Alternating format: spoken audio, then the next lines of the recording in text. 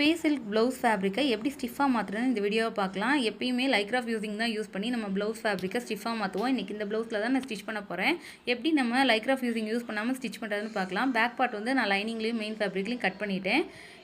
இது மாதிரி 1/2 inch extra விட்டு நம்ம கட் பண்ணிக்கணும்.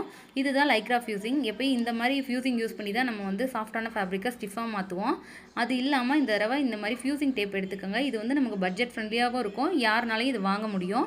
இந்த மாதிரி ஃபியூசிங் டேப் எடுத்து லைனிங் சைடு நான் வைக்கிற மாதிரி லைனாக வச்சுட்டு வாங்க. இந்த மாதிரி நம்ம ஃபியூசிங் டேப் வச்சு அயன் பண்ணுறப்ப நமக்கு வந்து ஃபேப்ரிக் ஸ்டிஃபாக இருக்கும், த்ரெட்டுமே வெளியே வராது. இப்போ நான் வைக்கிற மாதிரியே ராங் சைடு வந்து நம்ம டேப் மேலேயும் ரைட் சைடு நம்மளை ஃபேஸ் பண்ணியிருக்கணும். அதை அப்படியே டேன் பண்ணி இப்போ லைனிங் சைடு நான் அயன் பண்ணுற மாதிரி அயன் பண்ணிக்கோங்க. இப்போ நான் வந்து ரெடி அளவை வந்து கட் பண்ணுறேன். லைனிங் அளவுக்கு எந்த அளவுக்கு பர்ஃபெக்டாக நான் ஸ்டிச் பண்ணுறப்ப நழுவாமல் இருக்குது நீங்களே பாருங்கள். பார்த்தாலே தெரியும் ஸ்டிச் பண்ண மாதிரி இருக்குல்ல. இது இப்போ தான் நான் ஸ்டிச் பண்ணுறேன். இப்போ நான் ஸ்டிச் பண்ணுறப்ப கொஞ்சம் கூட நழுவி வரல. இந்த டிப்ஸ் உங்களுக்கு யூஸ்ஃபுல்லாக இருக்கும்னு நினைக்கிறேன். ட்ரை பண்ணி பாருங்கள். தேங்க்யூ.